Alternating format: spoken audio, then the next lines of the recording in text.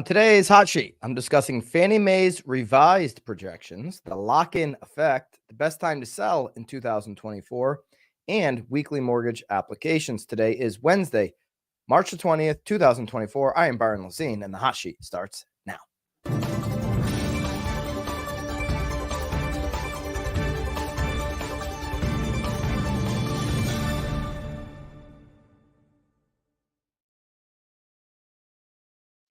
Enormous day today here on this March the 20th. Hope you're doing well. Let me know which market you're tuning in live from.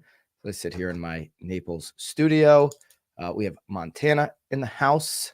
Sunny Sousa buying Dominican Republic. What's going on, guys?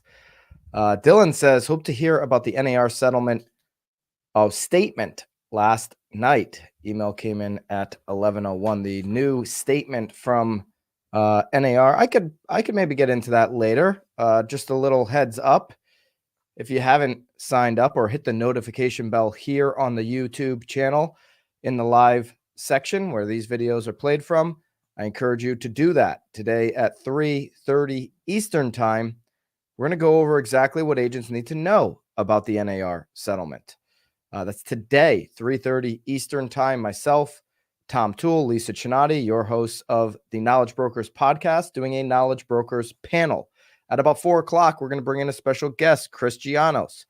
He's built a independent brokerage. He's also built one of the largest teams in the country. He's worked at Zillow, and now he's running a recruiting and training organization called Humanize. We're going to bring him in the second half to get some points from him on how we can all train better to meet the moment. So myself, Tom Toole, and Lisa, specifically on what agents need to know about the NAR settlement and how to move forward and what to implement immediately, what they might need to implement between now and July, and then talk about some training with Chris Gianos. That'll be today, 3:30.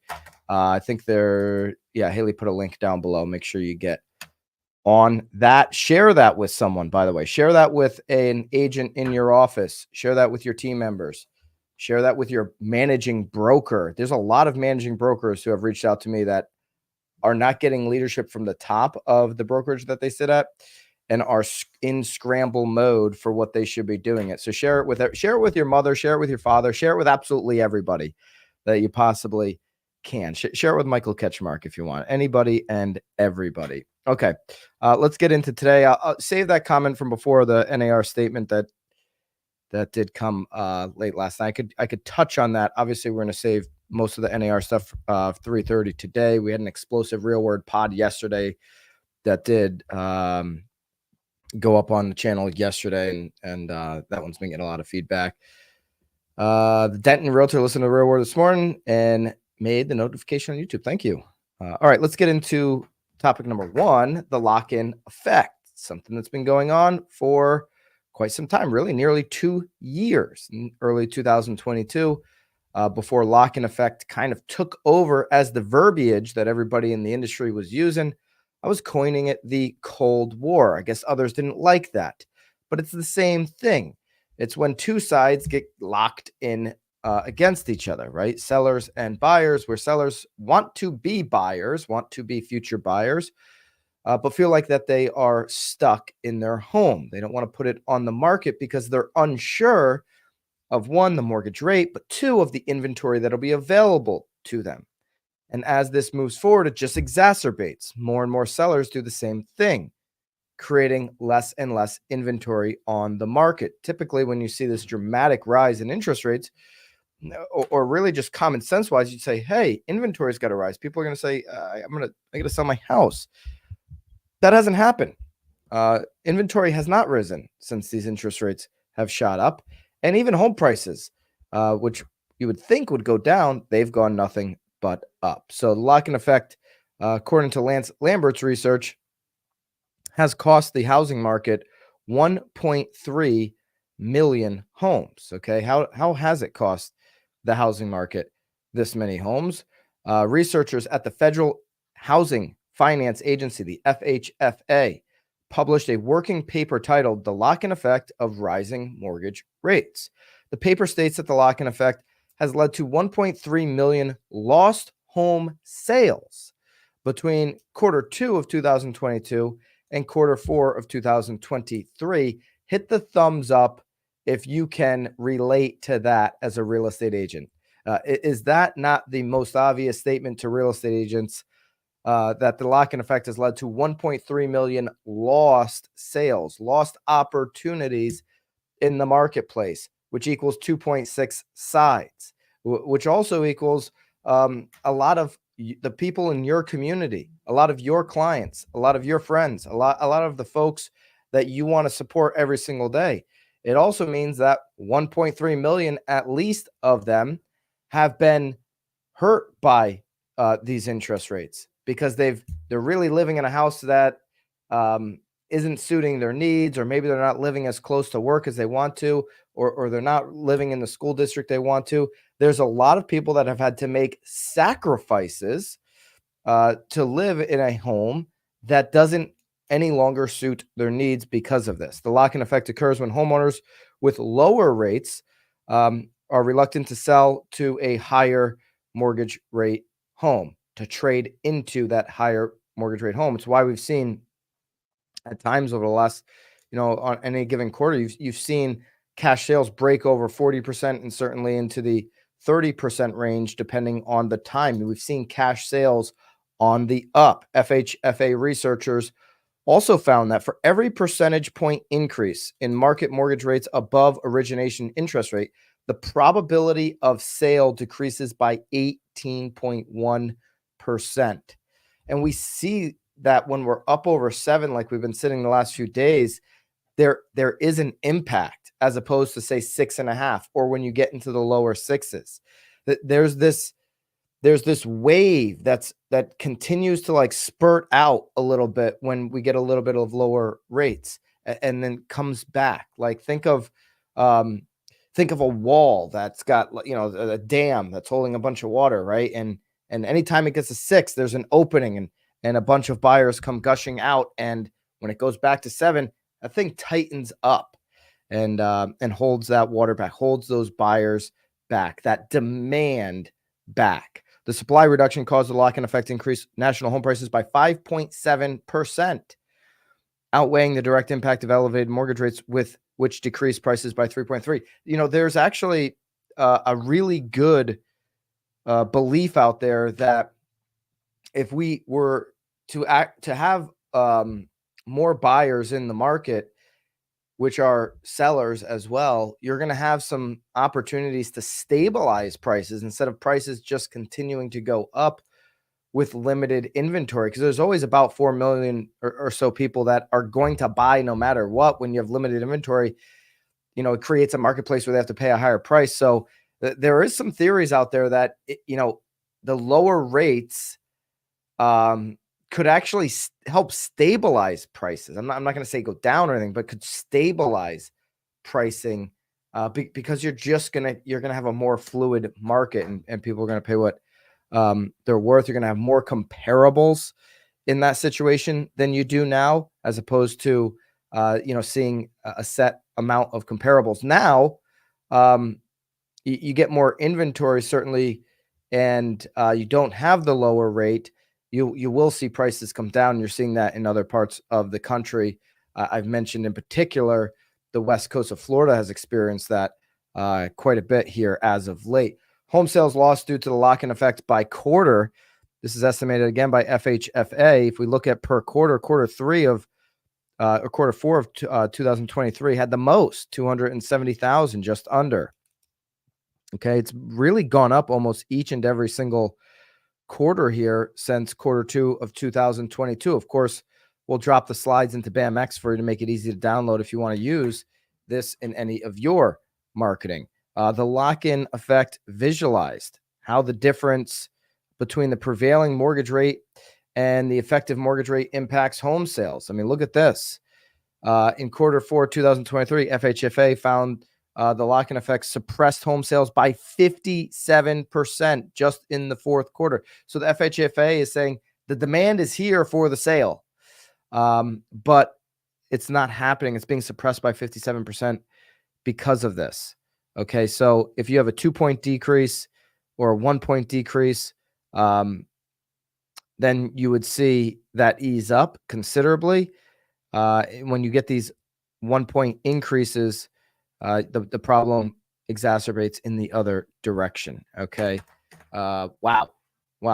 Incredible breakdown there by the FHFA. Incredible, meaning like eye-opening, something, putting a number to what so many of you are feeling out there in your market, putting actual numbers to it and saying a suppression of 57% in the fourth quarter alone of home sales. The one thing you can continue to remind yourself as an investor, as a real estate advisor, as a real estate agent, one thing you can continue to remind yourself is that there will be a day when interest rates are 6%, likely, the 60 days before the election. There will be a day when interest rate on the 30-year fix come down. Okay. Now, I'm not saying, when I say that, make sure you understand, I'm not saying come down back to 3%. I actually don't believe that's going to happen anytime relatively, probably no time in the next decade outside of some type of mega financial collapse. Okay. So outside of that, 100-year panny, these types of things, don't expect 2 to 3% rates, but coming down to some type of 6 or eventually into the 5s. Okay. When those things do happen, there's going to be a huge burst of home sales. Okay. There's going to be a lot more existing home sales than we've seen the last 24 months. So investors and agents, be ready. The future is bright on transaction count. We are at the bottom of transaction count. So there's a lot of upside in the future. Be ready, be prepared for that. Okay.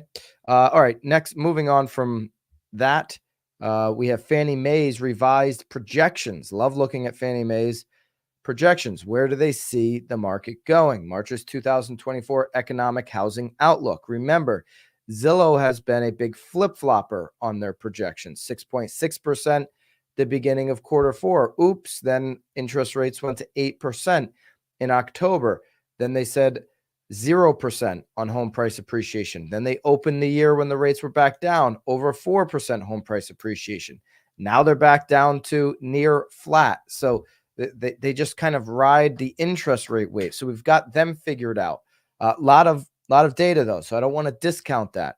But I want to look at other models as well, including Fannie Mae. The Economic and Housing Outlook for March 2024 reveals downward revision in total home sale forecast due to an increase in mortgage rate projections. So what we just talked about, the coming future is bright, where there's going to be more transactions.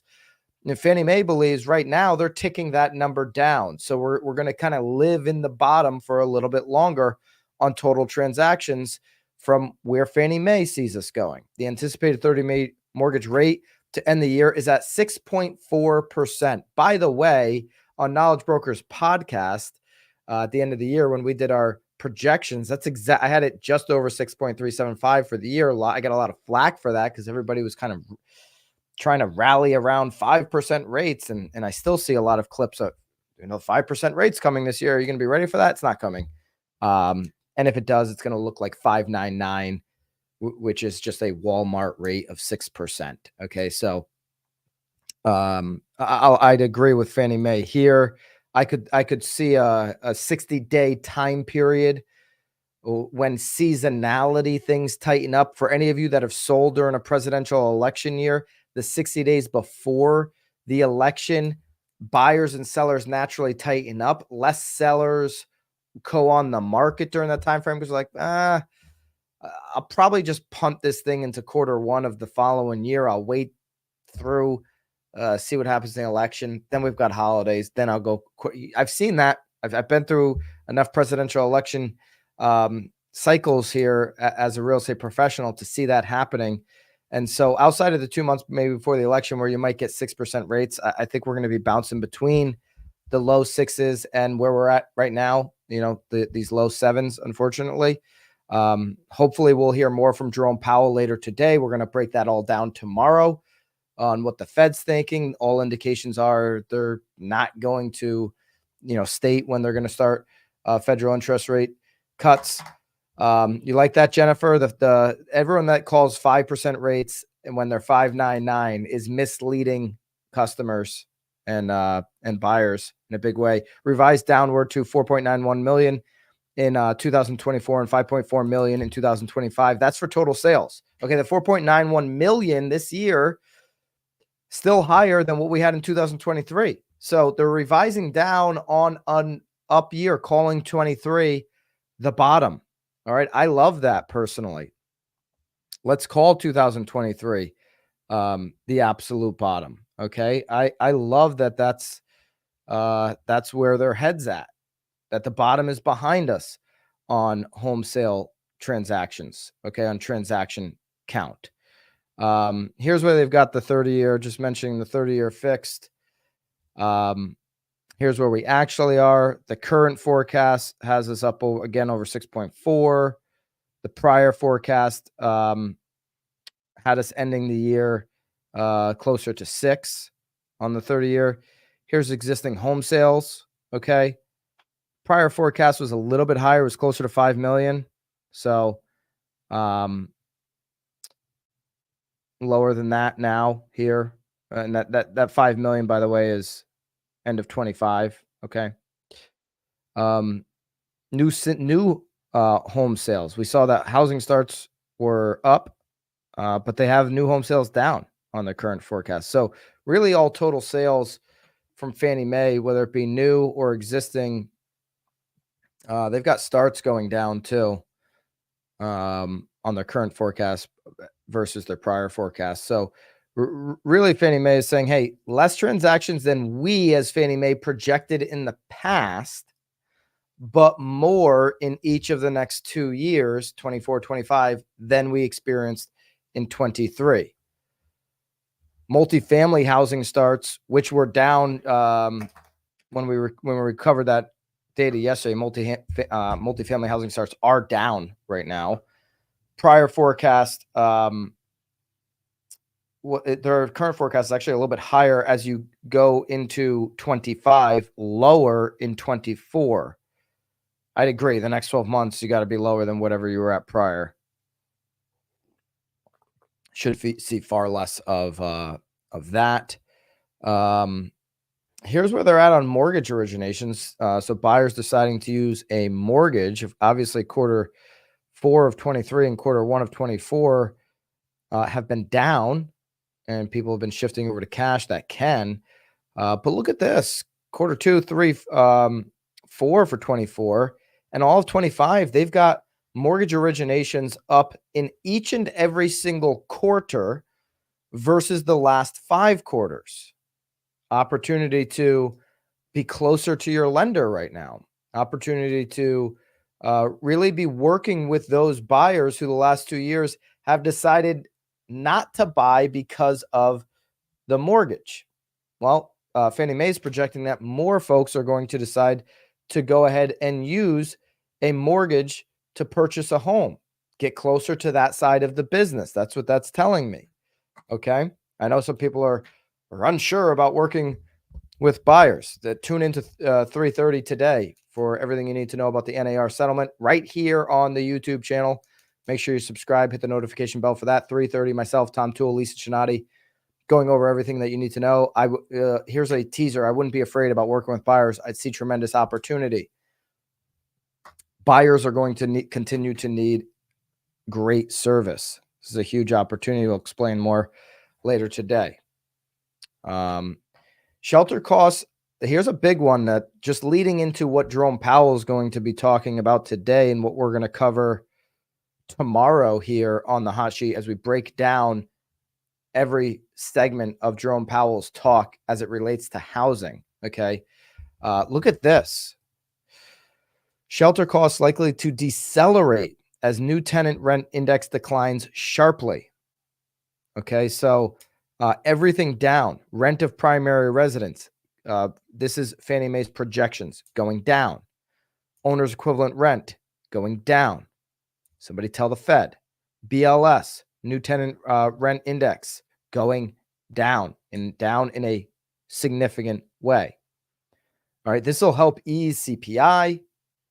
This will help ease inflation, if this projection is true, we can get into a place where the Fed starts cutting the federal interest rate, and we can get into a place where we'll start to see that 10-year and that 30-year come down. That place is not a light switch. Jerome Powell's not going to get up there today, and all of a sudden we have 5% interest rates. Could he get up there today and we see the 10-year recede based off of where it's been? Absolutely. It's already come back down under 4.3 here as we await what Jerome Powell is going to say later today. It could get back down closer to 4, which ultimately means high 6s on the 30-year fix. We could have some flexibility over the next couple of weeks for buyers. Instead of locking in at 7.1, they could lock in at 6.75 in a week's time frame. We've seen those swings where it's a quarter to almost a half a point swing. I'm not going to call a light switch down to 5.99 or anything like that, because that's really unrealistic to based off of what we've been seeing to assume. All right, Zillow's got a time to sell out there, and Zillow is saying that early June would be the best time to do it. This is according to new Zillow research suggesting that spring home shopping season may see a second wave this summer if mortgage rates fall, right? If mortgage rates fall. Homes listed for sale in early June sell for $7,700 more. That's according to Zillow. Now, I'd be really cautious about putting this out there in your market. If you're in a Northeast market, this could be true for you. Okay. If you're in the Northeast, this very well might be great advice for your sellers. If you're in the Sunbelt states right now, I don't think so. I think you'll get less listing in early June, especially the ones that are going up in inventory, than you would right now. Now, if Zillow's right and the mortgage rates come down, maybe know your market. Is your market often cash, or is the market rate really going to impact it? Early June for some markets is a disastrous listing time. Okay. Is your market one of those that people leave in the summer? I'm thinking South Florida. A lot of the folks leave South Florida in June, July, and August. They go to other places, other homes, a lot of vacationing. Why do I say the Northeast? Well, the Northeast, when you look at it, and I've looked at the Northeast a lot, you look at when's the time of year people actually get the most for their home. It's like July and August, right? It means that May and June, I would tend to say May is probably a better time. May and June, when you list your home, they close in July and August, and those are always in any given market, an up or down market, any given year. Those are always the months when you see the highest sales prices, the closings that reflect the listings in May and June. You get people buying for what? Schools, that type of thing, right? You have a lot of the good inventory that waits until the little flower beds are looking beautiful. That doesn't happen in the Northeast until May. Okay. People think April is like spring. Not in the Northeast. It isn't. It's just a muddy mess in the Northeast most of the time. And so that pushes some of those sale opportunities back. So I'd be cautious on how you would market this information from Zillow. It'd be market dependent. I'd also want to have a statement for those sellers who say, I just saw that the best time to sell is this. I just saw that Zillow said the best time to sell is June. That's better for us. We should wait. I've got a lot of work I've got to do. And so being able to help them obviously make the right decision of when to sell would be a good thing to do. The traditional best time to list, which has been early May, this is now going back to Zillow, in the years before the pandemic, has shifted to June, potentially due to the influence of mortgage rates on the buyer demand alongside seasonal trends. Outside of 2020, once we got over COVID in those couple of weird years where everything was COVID related, I don't know. I tend to think you want to be out ahead of most of the competition, which would lead me to believe, late May would be better than coming out right at the mark of June. But that's me. Here are the sales price premiums and premium windows for the top 20 metros as listed in your show notes. New York, first half of July, sale price premium is 2.4%. LA, first half of May, sale price premium is 4.1%. Chicago, first half of June, they have a sales price premium of 2.8. Dallas, first half of June. Houston, second half of April. See, Houston, boom, completely flips. Now is the best time to be on the market in Houston. Washington, D.C., second half of June. Okay, 2.2% on the premium. Philly, first half of July. Wow, first half of July. Miami, first half of June. Atlanta, Georgia, second half of June. Boston, second half of May. Phoenix, first half of June. San Francisco, second half of February. San Francisco, second half of February. So totally opposite from what's going on here. That's a 4.2% sale price premium. Second half of February means a lot of those deals were being done in December, San Francisco. Riverside, first half of May. Detroit, first half of July. Seattle, first half of June. Minneapolis, second half of May. San Diego, second half of April. So San Diego earlier in the year. Tampa, second half of June. Denver, second half of May. Be More, first half of July. More of this is on nowbam.com. We did a write-up on there too if you want some of the stuff there. All right. There you go on Zillow's best time to sell. Let's take a look at mortgage applications, something we've been keeping an eye on closely, and something that I think is important for us to monitor. What kind of demand is going to be out there over the next week? Well, mortgage applications for the first time in a few weeks now have decreased 1.6% from the week earlier. Remember, we don't care about that top line number that they tend to put in headlines. This is the number that we care about right here, the seasonally adjusted purchase index. And that only decreased 1% from the week earlier. So essentially flat, okay, 1% down. The last 3 weeks, we had huge pops on the seasonally adjusted purchase index. These are new purchasers, so it takes out the refinances. This is 14% lower than the same week 1 year ago. The bottom line there, 14% lower than the same week a year ago, is important. It's important to note for sellers, okay? You can't just go out there with the bravado of setting a new record in today's market. There are some markets, very few right now, that are seeing inventory still continue to go down. In those particular markets, yeah, you can be a little more cocky with your listing price. But for the rest of the country, when you know that you have 14% less demand and inventory going up, pricing appropriately due to the competition currently on the market is going to be critical, okay? But mortgage rates have had the biggest impact on this. This number would have went up had mortgage rates not gone up and past 7%. But when we have a 10-year right now playing games and sitting above the 4.25, that's what we're going to get here. We're going to get a 30-year fix that's up over 7. We've had 4 reads in a row now, up over 7%. Last 2 days coming in at 7.11. Not just a gas station chain, but also the 30-year fixed reading the last 2 days. We'll get a weekly read tomorrow. That'll probably be up based on all of these daily reads. There you go. That's your hot sheet here for today. You get more of myself along with Tom Toole and Lisa Chinati.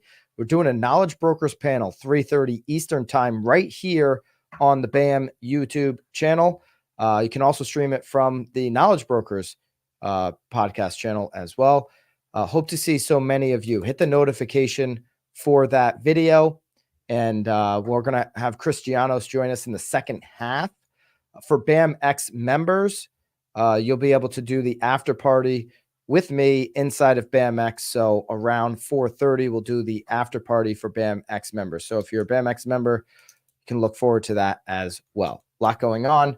Looking forward to sharing it all with you later today. I did have that statement question. Kind of out of time. Statement last night. Yeah, I was reviewing it this morning. Here is the statement, just for those of you that are curious. I got it at 9 p.m., so I'm sorry that you got it at 10 p.m. Maybe, well, I don't know what time zone you're on there, so maybe we were different time zones, but here it is. Let me pop this up, and we can just go through it today, right now, real quick. Since Friday's announcement, many of you reached out to leadership with questions. To help address FAQs, you can access facts.realtor. Okay, so you can access this website for FAQs. They're going to be updating that apparently. Facts.realtor. We've removed the login requirement for the site, so anybody can log into that. We'll continue to update, reshare this document with you. I also encourage referencing the fact sheet. In addition, in response to the president inaccurate reporting suggests that NAR rules set commission at 6%. This is a big one right here. Like CNN ran with that headline, the 6%. I'm glad to see that NAR went, and what they're saying in this letter is, hey, we reached out to media outlets, NAR attorneys did, and said, hey, you've got this wrong. This is, I don't know if they use the words defamatory or what, but this is misrepresenting what has been going on for years. So the fact that they had their attorneys reach out, but the problem with that is the CNN headline has already done its damage. You, as the real estate professional, now have to address that. Hey, 6% commissions were never the standard. In fact, you remember the last time you listed your house, what was it at? It's never been a standard. Commissions have always been negotiable. This breaking up of a standard 6% is a complete mischaracterization of the proposed settlement. The proposed settlement says that a co-op is no longer an MLS field. Okay, so it's if you just keep it simple to what it is, it's actually easier to explain. Hey, the proposed settlement, which is likely to pass, hasn't been passed, means that the listing broker cannot offer compensation inside of the MLS, but it states that the listing broker on behalf of the seller can offer compensation being paid from the seller. That's all. Just really a change in how the compensation offering that comes from the seller to a potential buyer's agent is just how that information is being relayed is different. It used to be relayed in a field in the MLS. Now that offering still exists for sellers that want an advantage in the marketplace. Sellers that want to put themselves at a disadvantage could certainly choose not to do that, as they always have been. But the way that information is relayed is different. It's very much just that simple, guys. So not a big deal there, but the damage of CNN and those has been done. Now you've got to kind of clean up that mess when you get that question asked. It's very simple. I just kind of broke it down for you there. I'll be breaking it down more at 3:30. Here's more. NAR does not set commissions. Of course not. Barely said anything. Excerpt from Handbook on MLS Policy. In filing property with the MLS service, participants make blanket unilateral offers of compensation that show this is necessary. Okay, so Section 1, information specifying the compensation on each listing filed with MLS of an association. In a filing property with a multiple participants make blanket unilateral offers of compensation to the other MLS participants and shall therefore specify in each listing filed with the service the compensation being offered to listing broker. This is necessary because the cooperating participants have the right to know what other compensation will be prior to commencing their efforts to sell. The listing broker retains the right to determine the amount of compensation offered to subject. This is interesting. I don't know what they're talking about here. As reflected in a release about the proposed settlement, NAR has agreed to put in place new MLS rule prohibiting offers broker compensation. Commissions remain negotiable as they have been. So these are the things that are coming out.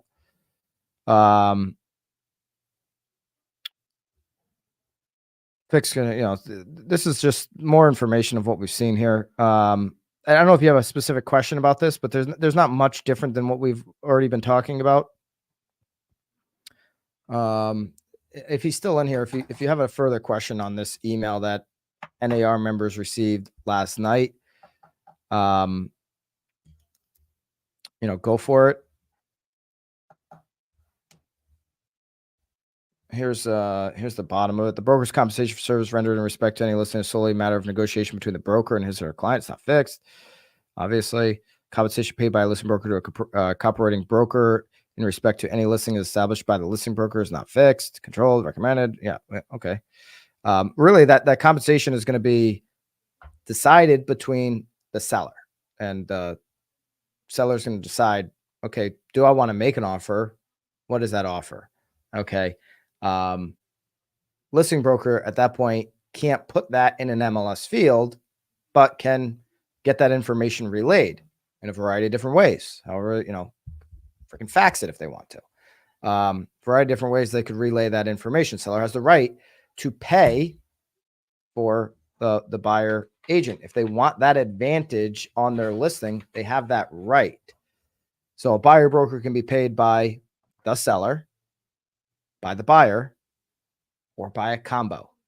That's really it. And so before, the seller would pay the listing broker would pay the buyer agent. Now, instead of paying the listing broker, they would pay the buyer agent. Okay, so that's it. It's how the money is delivered and how that information is relayed that has changed.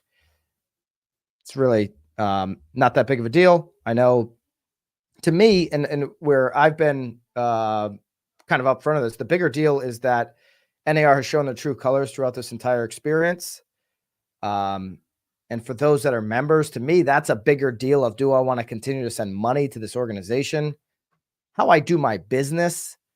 There'll be a couple new tweaks here of how I'm going to do my business. Is going to go on. There's going to be 4 million transactions, be 5 million transactions, and be 8 to 10 million sides. I'm going to get, my services out there, market it appropriately, get it in front of consumers, help a lot of people in my community do things that they don't want to do themselves, like I've always done. But internally, what are the leaders I'm going to follow? What are the associations I'm going to be a part of? That's where now there could be more of a dramatic change for me, and maybe for you too. But I'd love to see you at 3:30 Eastern time. We're going to go a lot deeper on this. I don't know if there was more commentary on that email. If there was another, I don't think there was any more on that. All right, I'll look at the email a little bit more because I really didn't dig into it too much. But I don't think there's much more than what we've been talking about. Join me at 3:30 Eastern because we're going to break down exactly what you should be doing in your business. What are those like tactics and things that I need to do right now? We're going to do that at 3:30.